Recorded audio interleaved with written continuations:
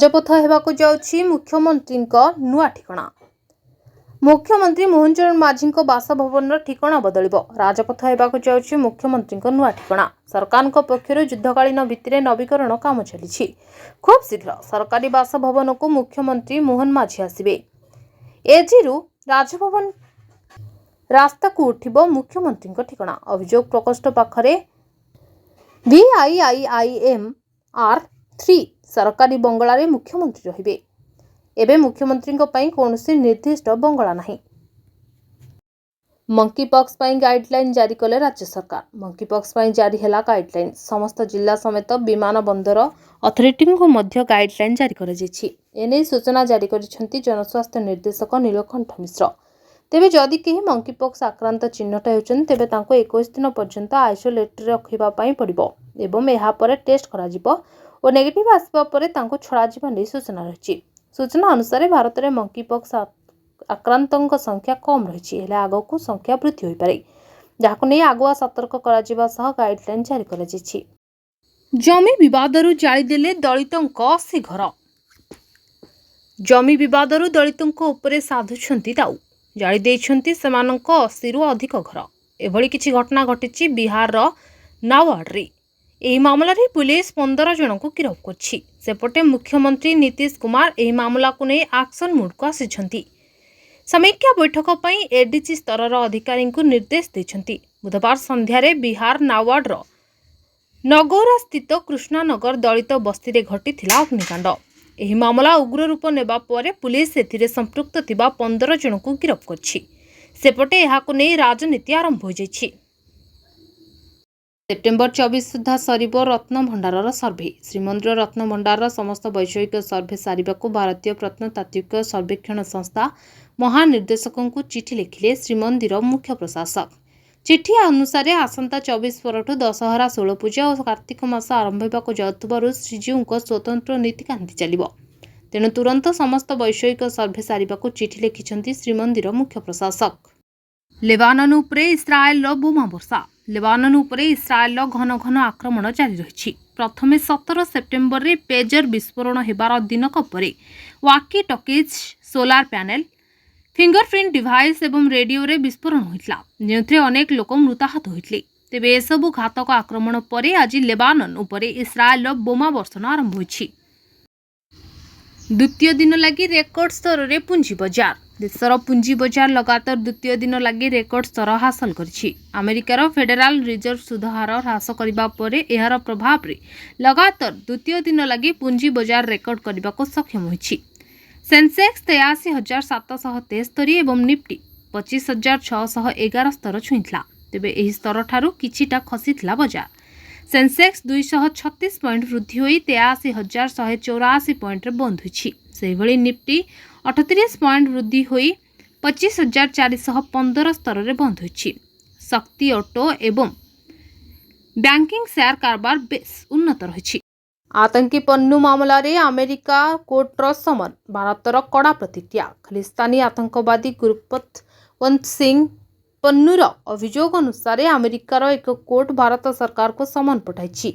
ପନ୍ନୁ ଏକ ମାମଲାରେ ତାଙ୍କୁ ହତ୍ୟା ପାଇଁ ଷଡ଼ଯନ୍ତ୍ର କରାଯାଇଥିବା ଅଭିଯୋଗ ଆଣିଛି। ତେବେ ନ୍ୟୁୟର୍କର ଏକ ୟୁଏସ୍ ଜିଲ୍ଲା କୋର୍ଟର ଏହି ସମନ ଉପରେ କଡ଼ା ପ୍ରତିକ୍ରିୟା ରଖିଛି ଭାରତ। ଏହା ସମ୍ପୂର୍ଣ୍ଣ ଭାବେ ଅନୁଚିତ ବୋଲି ଭାରତର ବିଦେଶ ମନ୍ତ୍ରଣାଳୟ ପକ୍ଷରୁ କୁହାଯାଇଛି। ପନ୍ନୁ ବାବଦରେ ସମସ୍ତେ ଜାଣନ୍ତି। ସେ ଏକ ନିଷିଦ୍ଧ ସଂଗଠନ ସହ ଜଡ଼ିତ ବୋଲି ବିଦେଶ ସଚିବ ବିକ୍ରମ ମିଶ୍ରି କହିଛନ୍ତି। ପିଏମ୍ କିଷାନରେ ସାମିଲ ହେବେ ଭୂମିଧାରୀ ଯୋଗ୍ୟ ଚାଷୀ। ରାଜ୍ୟ ସରକାରଙ୍କ ପକ୍ଷରୁ ପିଏମ୍ କିଷାନ ଯୋଜନାର ସ୍ୱତନ୍ତ୍ର ଅଭିଯାନ ଜାରି ରହିଛି।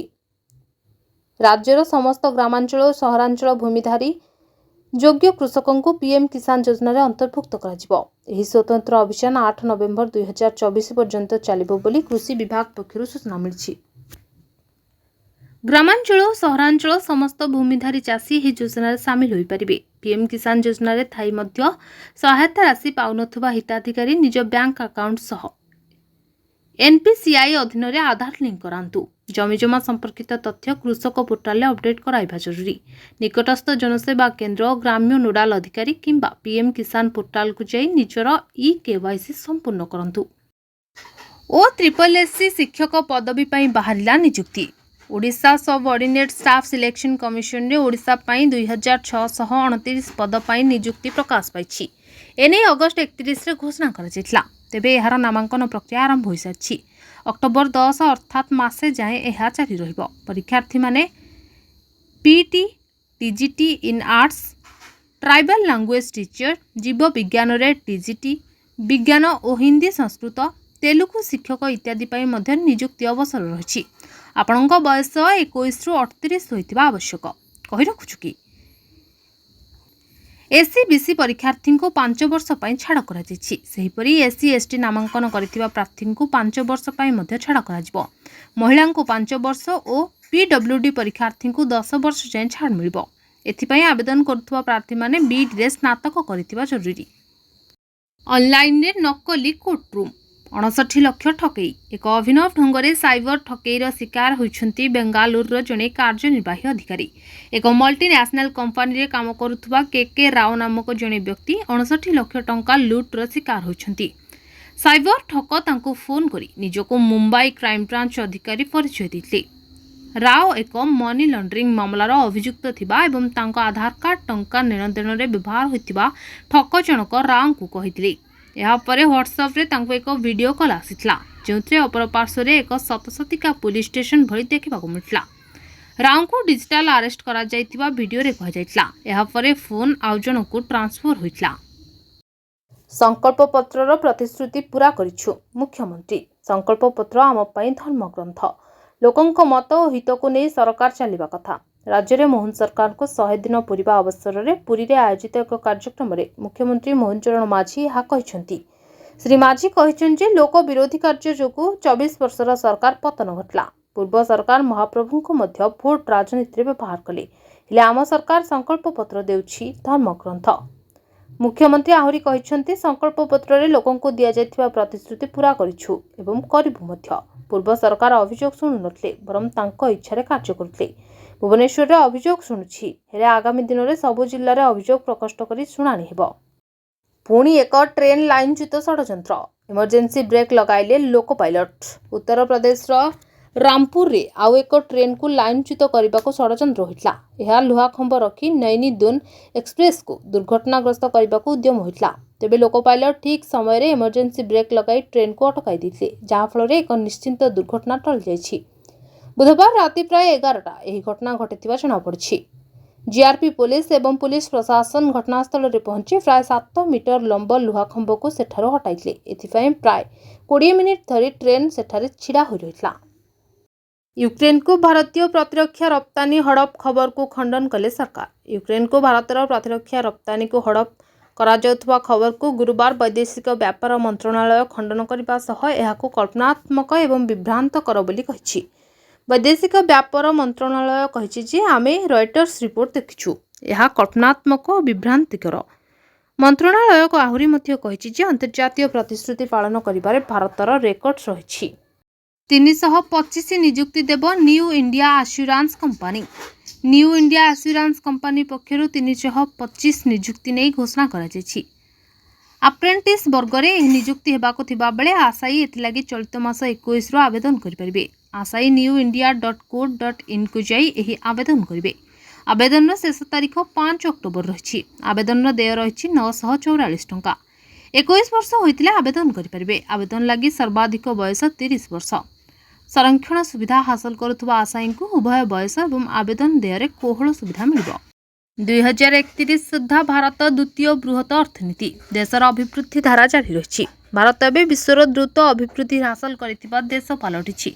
तेबे देश यह धारा को आगक मध्य जारी रखिबो। 2031 सुधा भारत विश्वर तृतीय बृहत अर्थनीति पलटिबो बोली S&P पक्षरु आकलन कराଯାଇଛି। चलित आर्थिक वर्ष भारत 6.7% अभिवृद्धि हासिल करिबो। संस्कार प्रक्रिया भित्तिभूमि विकास एवं टेक्नोलोजी व्यवहार देश बेस लाभकारी होइछि बोली एही रिपोर्ट रे कहा जायछि। ब्यूटी फिल्टर हटाइबो इंस्टाग्राम। सोशल मीडिया आप इंस्टाग्राम रे मिलिबोनी ब्यूटी फिल्टर। आप रो एही फिल्टर हटाइबा लागि निष्पत्ति नेछि मेटा मालिकाना Instagram.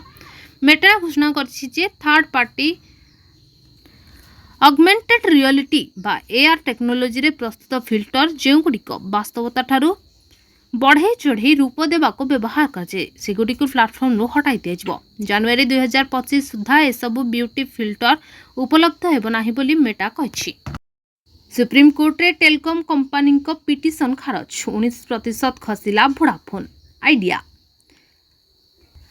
Adjusted gross revenue AGR मामलें आगत क्यूरेटिव पिटिशन को गुरुवार खारज करिसेंती सुप्रीमकोर्ट। एही आवेदन रे वोडाफोन आइडिया भारती एयरटेल समेत अन्य टेलीकॉम कंपनी गुड़िक कहिथिले जे टेलीकॉम विभाग पक्षरु एजीआर बकेया हिसाब रे गंभीर त्रुटि होछि। पिटिशन खारज हेबा परे एहा सर्वाधिक प्रभाव वोडाफोन आइडिया शेयर रे देखिबाक मिलछि। एहार शेयर प्राय 19% खसी 10.44 टंका रे बंद होछि। प्रकाश थाउ कि वोडाफोन आइडिया उपरे 70,300 कोटी टंका बकेया रही। आतिश सिंह कैबिनेट रे नुआ मुह मुकेश। दिल्लीर मुख्यमंत्री हेबाकु जाउछंती आप नेत्री आतिश मेल्लोना। आतिश सिंह कैबिनेट रे मंत्री तालिका रे एक नुआ ना जोड़ी होछि। से हेले सुल्तानपुर माजगार विधायक मुकेश अहलावत। एससी एसटी कोटारू से दिल्ली सरकार रे मंत्री हेबाकु जाउछंती। आतिश सिंह को मिसाई 5 पुराणा मंत्री रहिबे एवं गोटिए मंत्री पद खाली रहिबो। आसंता 23 तारिख रे हेबो मुख्यमंत्री जनशुणाणी अभियोग। आसंता 23 तारिख सोमवार दिन हेबो मुख्यमंत्री जनशुणाणी अभियोग। जनसाधारण विभिन्न अभियोगर शुणाणी निमंते पंजीकरण आरंभ होछि। मुख्यमंत्री मोहन चरण माझी को साक्षात करी अभियोग देबाकु थिबा जनसाधारण पई गुरुवार ठारो जनशुणाणी पोर्टाल एवं मोबाइल एप्लिकेशन माध्यम रे पंजीकरण आरंभ होछि। पंजीकृत सर्वाधिक 1000 दरखास्तकारी से दिन मुख्यमंत्री को साक्षात करी निज निजर अभियोग जणाई पारिबे।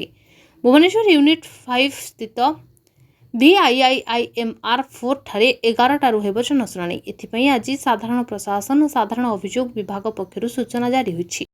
पाकिस्तान को निज देश रे मिलिला अपमान। अफगानिस्तान राजनेता को कड़ा विरोध करिछि पाकिस्तान। पाकिस्तान जातीय संगीत समय रे ठिया हेबाकु मना करि देथिबा अफगान राजनेता एभली कार्य को पाकिस्तान कड़ा समालोचना करिछि।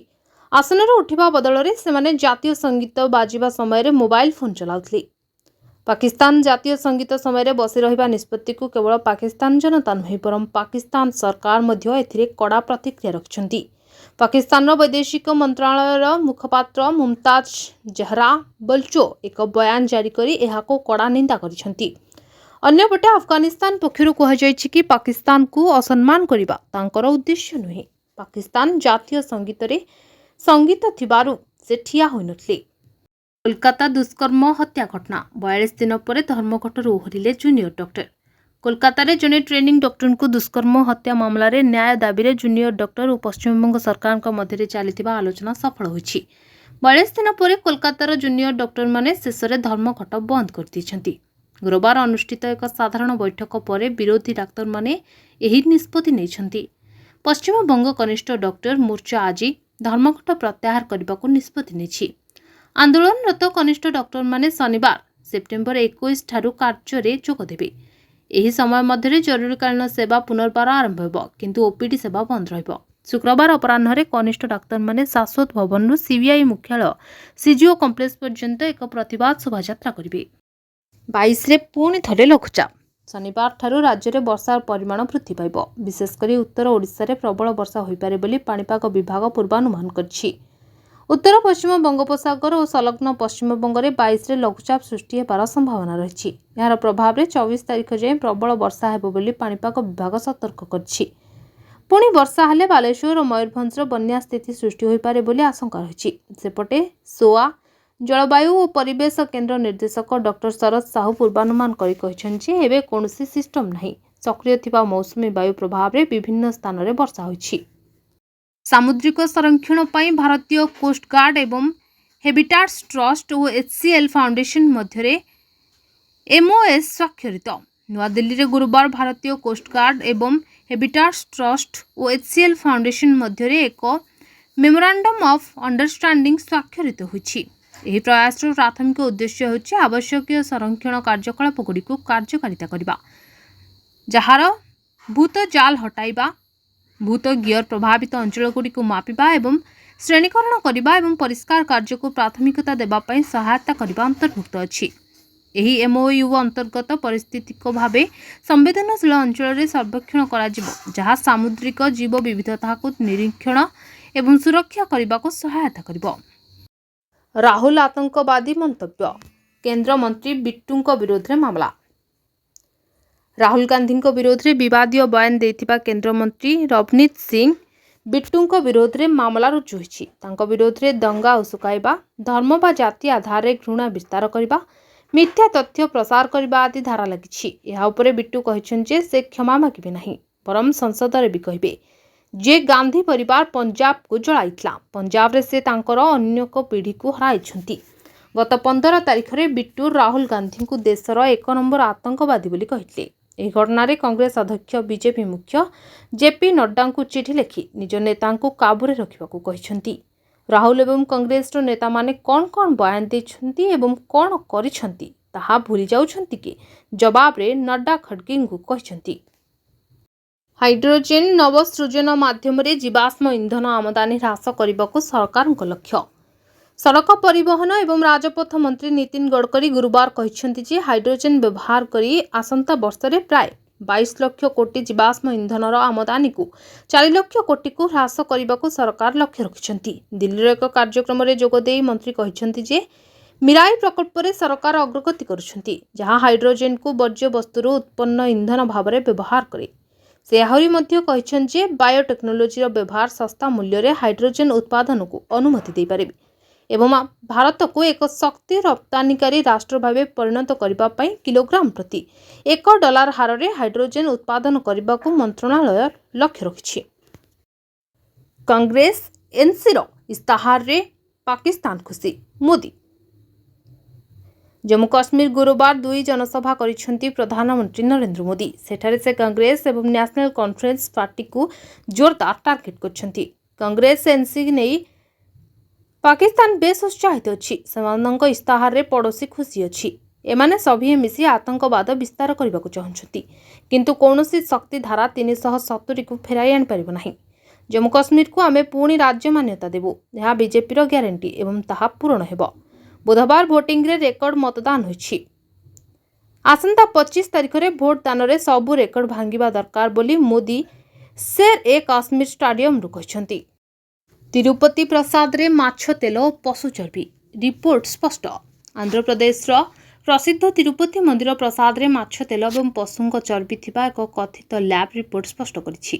ଆନ୍ଧ୍ରପ୍ରଦେଶ ମୁଖ୍ୟମନ୍ତ୍ରୀ ଚନ୍ଦ୍ରବାବୁ ନାଇଡୁ ତିରୁପତି ମନ୍ଦିର ପ୍ରସାଦ ପାଇଁ ବ୍ୟବହାର ହେଉଥିବା ଘିଅରେ ପଶୁ ଚର୍ବି ବ୍ୟବହାର କରାଯାଉଥିବା ଅଭିଯୋଗ କରିଥିଲେ। ଏବେ ଲ୍ୟାବ୍ ରିପୋର୍ଟ ସାମ୍ନାକୁ ଆସିଛି, ଯେଉଁଥିରେ ମାଛ ତେଲ ମିଶିଥିବା ଉଲ୍ଲେଖ କରାଯାଇଛି। ଟିଡିପି ନେତା କହିଛନ୍ତି ଯେ ଲ୍ୟାବ୍ ରିପୋର୍ଟ ଅନୁସାରେ ପ୍ରସାଦ ତିଆରିରେ ବ୍ୟବହାର କରାଯାଉଥିବା ଘିଅରେ ପଶୁଙ୍କ ଚର୍ବି ଏବଂ ମାଛ ତେଲ ମିଶିଛି। ଟିଡିପି ମୁଖପାତ୍ର ଅନମ ଭେଙ୍କଟ ରମଣ ରେଡ୍ଡି ଏକ ସାମ୍ବାଦିକ ସମ୍ମିଳନୀରେ କଥିତ ଲ୍ୟାବ୍ ରିପୋର୍ଟ ଦେଖାଇଛନ୍ତି। ଆତଙ୍କୀ ପାଣ୍ଠି ରୋକିବା ଦିଗରେ ଭାରତକୁ ପ୍ରଶଂସା। ବେଆଇନ ଅର୍ଥ କାରବାର ଏବଂ ଆତଙ୍କୀ ପାଣ୍ଠି ରୋକିବା ଦିଗରେ ଭାରତ ବିଭିନ୍ନ ପଦକ୍ଷେପ ଗ୍ରହଣ କରୁଛି। ଦେଶର ଏଭଳି ପଦକ୍ଷେପକୁ ପ୍ରଶଂସା କରିଛି ଫାଇନାନ୍ସିଆଲ ଆକ୍ସନ ଟାସ୍କ ଫୋର୍ସ।